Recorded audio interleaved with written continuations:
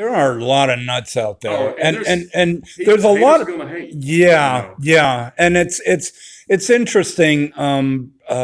Well, I mean, it goes back to the beginning Yeah. with from what, well, the music. Yeah. Yeah. Well, we can go back that Yeah. far with Elvis, I guess, Yeah. and haters, and but also the drugs. Once the drugs came out Yeah. with Elvis, what happened? Then that brought a whole new wave into that, Yeah. you know.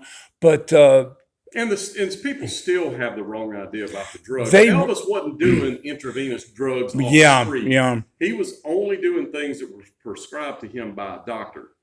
And now I will say that when Dr. Nick would cut things off, because see, the other thing you got to understand is, or got to consider, is Dr. Nick didn't come into the picture until 1967.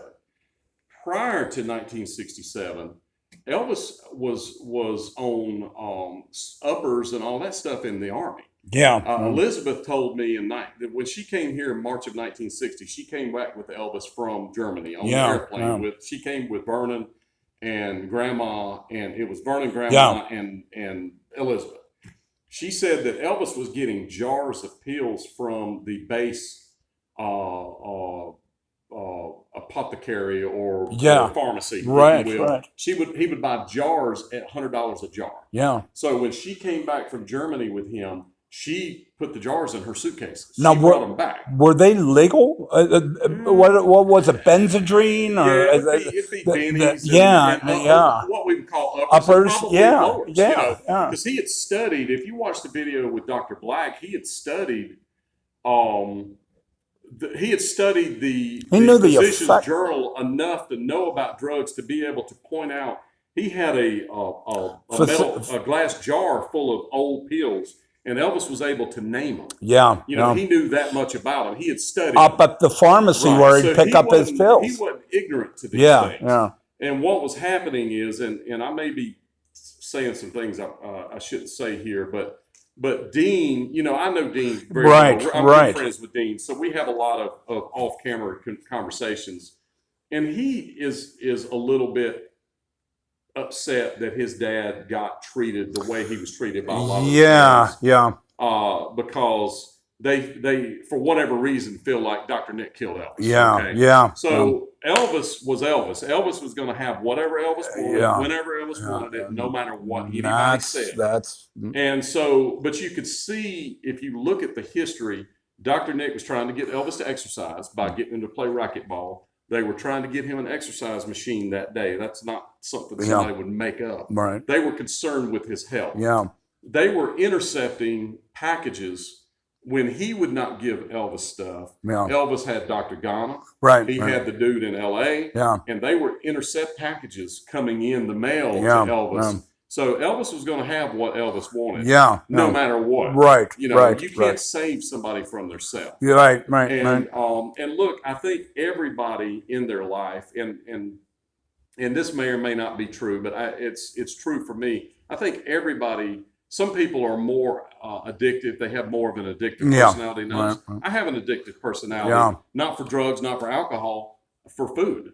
Oh, Man, yeah, I'll binge on stuff. And I'm like Elvis in a lot of ways with food. If I like something, right. I'll eat nothing but that. Yeah, yeah, yeah. Until right. I can't right. stand it anymore. Right. Which right. is not healthy and Yeah. not smart. Right. And I know that I shouldn't do Right. it, but guess what? Yeah. I still do it. Yeah. Right. Right. So right. he had gotten to a point in his life where, I mean, being Elvis had to be overwhelming. Yeah. I'm the spa guy with 72,000 subscribers. I'm like a drop in the ocean of his fame. Right. And that could be, and it's a little overwhelming sometimes Yeah, when I'm looking at my phone and I have so many messages and I want to try to be fair to people. Right. Right. And give right, everybody right. time and all that. But it's overwhelming for me. Yeah. And yeah. I'm like that. Right. Right. Right. So if you consider the level of fame that he was, that he couldn't literally walk out his door without a mob happening, Yeah. that it had to be mentally draining for Yeah, him. I can't imagine what it was like Yeah. from a physical standpoint. Right. Right. So I understand him trying to escape somewhat, and I don't, and my take on this whole thing. That's why I get rid of haters. Now's not the time to hate. Now's Yeah. the time. Let's talk about the history. Let's talk Right. about what really happened. and let's embrace everybody in the story, good or bad. Whatever you think about it, good or bad. Right. None of us were there, so none of us really know. So there's some people that when we decided we would have Dave Hebler here, well, he wrote that terrible book. Yeah, right. You know what? I wasn't there. Yeah. This guy did what he thought was exactly right at that moment. He That's made exactly a decision. right. Now, whether the decision was right or wrong, he made that decision. He went, and he was only 20% of that deal, where Red and Sonny were 80% of that deal.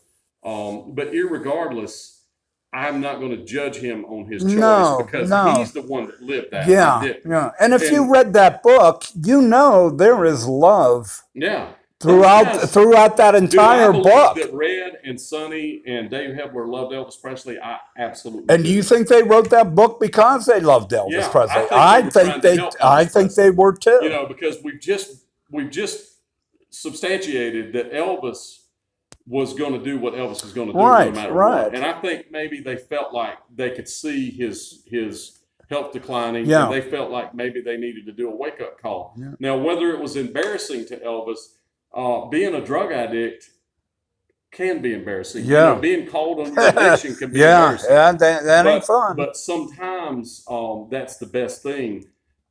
They call it intervention today. Right. Well, it's a biblical principle. Oh, is it? It's absolutely a biblical principle. If I listen to the Rick and Bubba show out of Alabama, and Rick Burgess, he's not my pastor, but I consider him a pastor-like figure to me.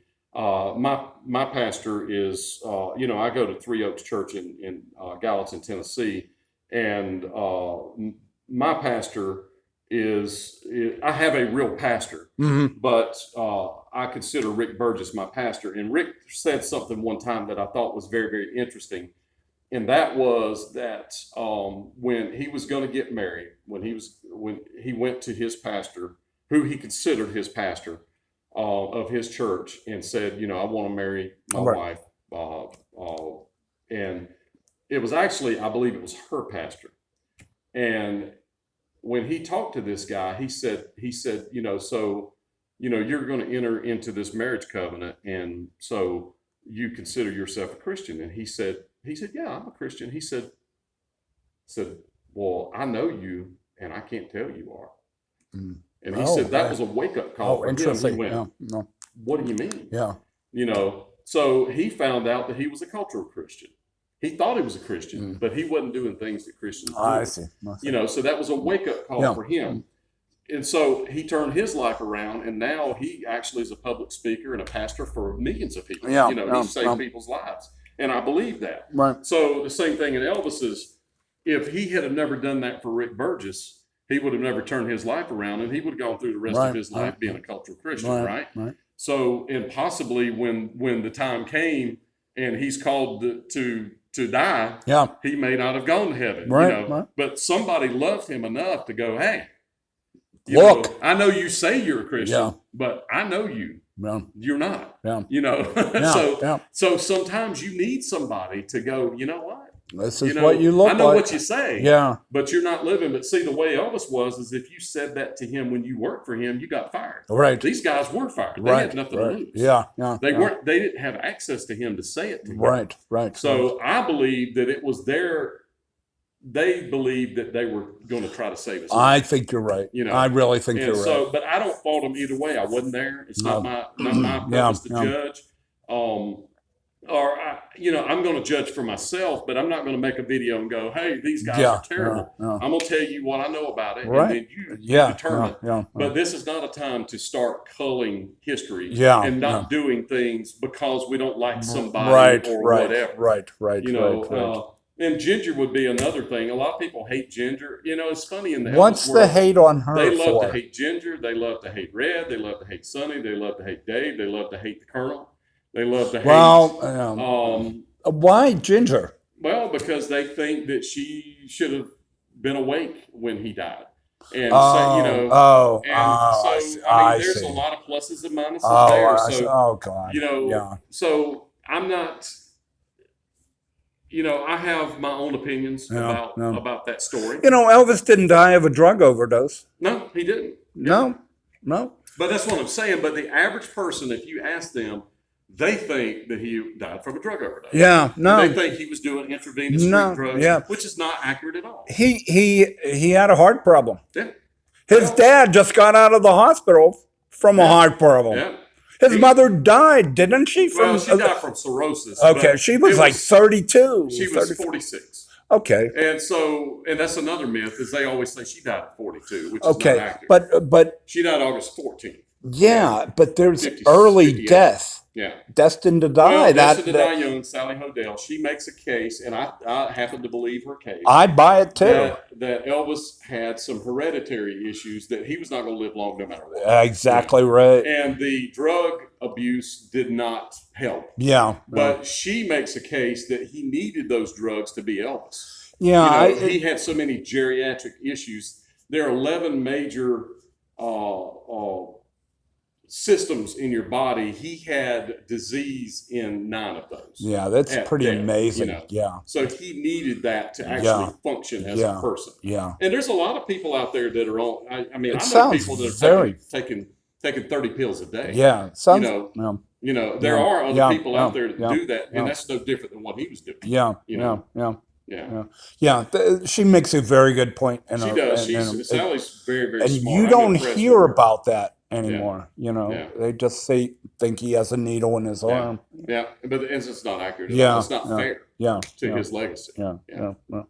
Well, to your legacy, Spa Guy, I must say, I love this dojo, man, I appreciate and I think it's good, and I love your channel. Well, I appreciate and I just hope you keep digging up the truth on Elvis and getting rid of the myths and new stuff. Believe it or just not, keep on keeping on all the time.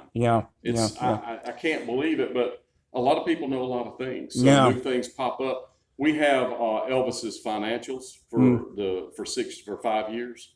We have. So I know how much he made. I know how much he paid for costumes. What his phone bills were for 5 years. We have the financials from him buying the airplanes. Yeah, it's a shame that he had to die. Yeah. For a lot of this stuff to get out. Yeah.